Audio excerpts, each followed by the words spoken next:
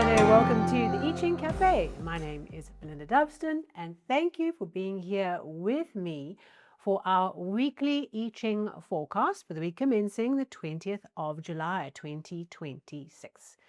Last week we had a locked hexagram, which was focusing on focusing, hexagram 26, taming power of the great, where we were asked to focus on harnessing all our energy right into a single focused point, building that muscle, focused effort through a single point, right? Rallying all our energy and our focus through the single point into what it is that we need to do. What do we need to move our lives forward? So for you, as we reflect back on last week, where was your power? Was it dissipated across a whole variety of things, or did you use the wisdom of the I Ching to bring all your energy in and focus it behind one single thing? You might experience that idea of focusing or the taming power of the great in numerous ways, and this applies for any of our weekly forecasts, monthly forecasts, any hexagram or changing line that comes up. On one hand, we get the hexagram to help give us a focus point, what we should be doing, what we could be doing to maximize our flow, right? Our focus and our contribution. What we might also get is we might also get the gift of the blessing of the focus come to us. I had this experience of this hexagram this past week where we're working on a big new project, and there's a simple act of commencement on this project, almost as if you could imagine cutting the ribbon on the opening of something. There was a simple act, part of the plan, not a major part of the plan, but a simple act that was a commencement. And I found that that one single event, my energy just went into a focused laser beam. Like I found all my disparate parts that were all over the place came into one focused idea. And that is the power of these hexagrams. Not just that it's giving us a tool of when you face an issue, bring the focus, all right, in this case, hexagram 26, but that the blessing of focus can come to you. It's part of the flow. So be open to how the hexagram manifests for you. And of course, any comments, if you found the focus over the past week, please do share a comment. All right, let's get into this week. Not a locked hexagram, only one little changing line. Okay, so let's get into it. Our first hexagram is hexagram 22, grace. Okay, this is the hexagram of the light descending on the mountain. You look at the structure, we have fire on the bottom, mountain on the top. So from last week, we've kept mountain on the top. What has changed is the inner element. Last week, it was heaven, right? Creative energy. And this week, it's the brilliance of fire. So the fire, the sun rises, and as it rises over the mountain, it shows the mountain up in all its glory. I'm sure you've had the experience of when the sunlight or the dawn arrives and that new sun hits that mountain or hits something that's a landmark, it's tall, and it shows all the shadows and the features and the colors. It's just absolutely brilliant. Okay, that is what this hexagram brings to us. We embellish and adorn and bring to life the beauty that's already there. What we're doing is we're bringing it to the surface, we're highlighting it, we are giving it power. If you've been on the channel a while, you know that I talk about this idea that in business, when we get this hexagram, I often think about branding and marketing, presentation, personal presentation, okay, how we present to the world, what is the embellishment, okay, the adornment we are doing to our own physical bodies, how we're presenting ourselves to the world, and thinking about how the right presentation of a business, a plan, a project, ourselves can make the difference. It's not about rebelling against putting, as I said, lipstick on a pig, okay? It's not about that. It's about giving what's really true, the form, the substance, to allow it to shine and bring its beauty to the surface.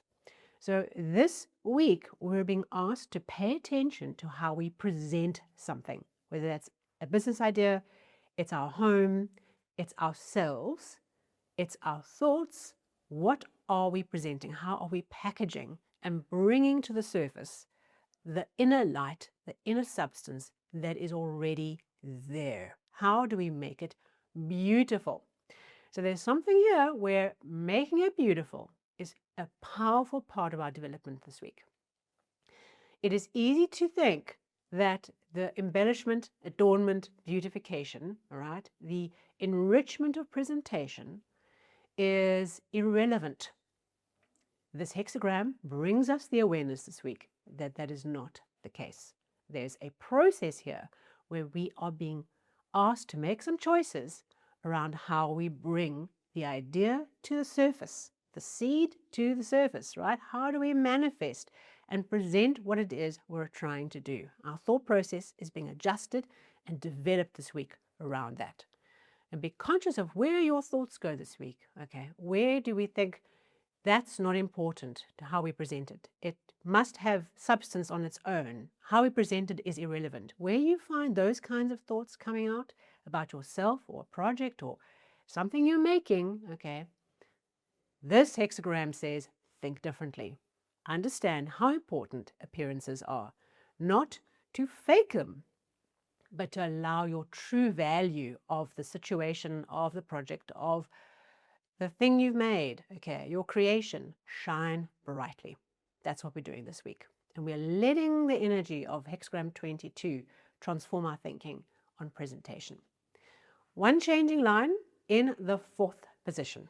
Okay, so this line we have crossed the chasm. All right, we've got over that little hump in the middle between the 2 trigrams and we're in line 4.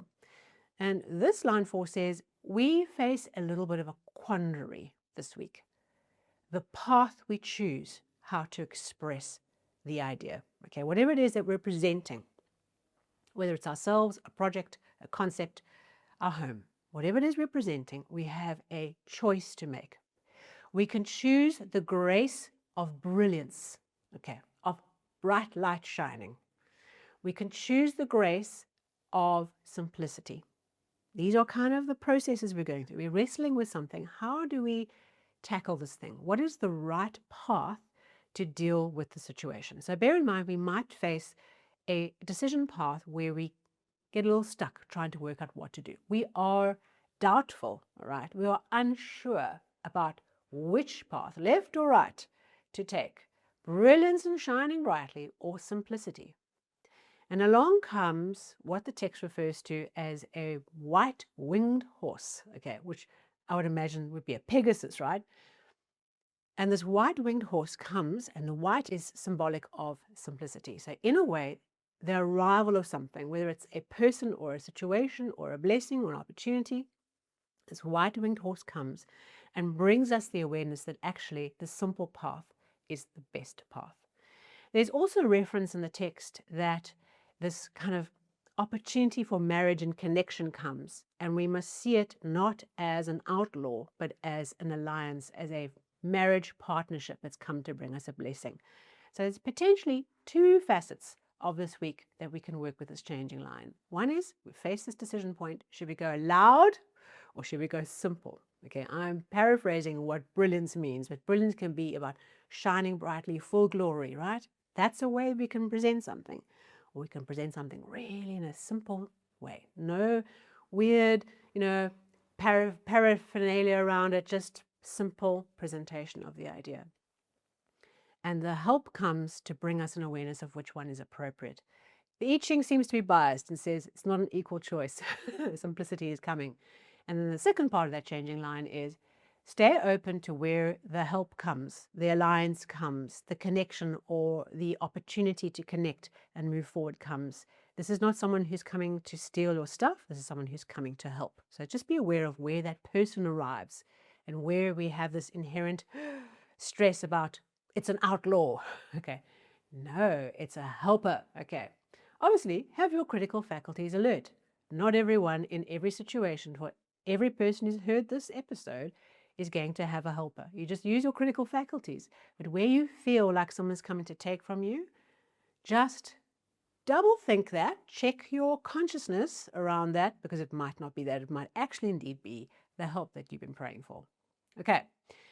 That changing line leads us to a second hexagram, as you know, and this is hexagram 30, radiance. When we have one changing line, often the real essence of the second hexagram lies in the changing line, because that's embedded, right? A seed of the second hexagram.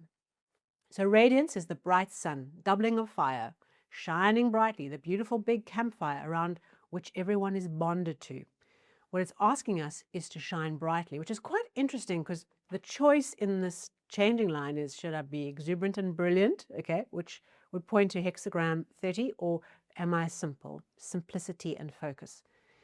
So when we look at the second hexagram, radiance is all about shining brightly because your inner truth, what you cling to yourself, you are the flames clinging to the logs of the fire. The logs are your nourishment, the thing that gives you fuel. You are the brilliant fire. If you cling to the right fuel, your fire burns brightly.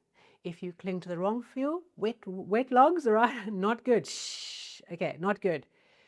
What we think about when we work with hexagram 30 is our inner radiance from our spiritual clarity, our internal illumination, our ability to see clearly.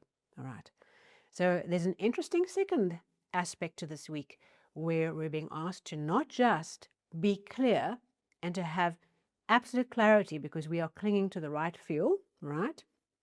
But also to shine brightly for others and to create radiance and shine light, that there's perspective, that there's ability to see things clearly, right, to get that clarity, creating clarity for others, and bonding everyone around the campfire. When we sit around the campfire, we all stare into the flames, mesmerized, and there's a bonding that happens as we sit in a circle. Okay, that is the idea, bringing things together and shining brightly as a team, as a family, as a grouping, to have a clear vision, to have clarity of what's really going on, and to find ways of leading through that clarity. When I put these ideas together, the symbol that pops up into my mind is the sunflower. Boy, is this a glorious flower, right? When you see a field of sunflowers and they're all faced out towards the sun, beautiful and open.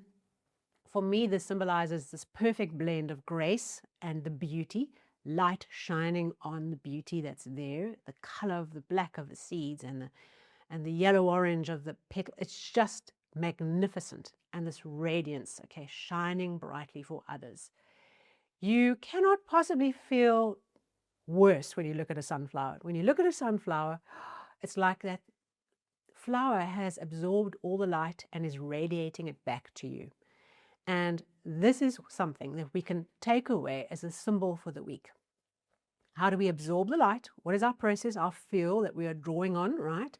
The beautification, all right? And being absolutely confident to be the sunflower and be wide open and receptive to the sun, but sharing that beauty with others, radiating brightly, radiating our beauty and the simplicity and the quality of our ideas, radiating that out to other people and creating happiness and joy and energy. That is what we're being asked to lead this week with and to bring to others. And we can do it. We definitely can. Thank you so much for being here with me for this episode. Shine brightly, be the sunflower. Have a picture of a sunflower up, maybe on your desk or somewhere on your fridge. Stick it up there so that you can be reminded of this powerful symbol to shine brightly. And I will see you very soon for our next weekly forecast. If this is valuable to you, a thumbs up, a like, subscribe if you are new to the channel. That would be really great. And I look forward to connecting with you and working through this week and the next and the next. Until then, take care.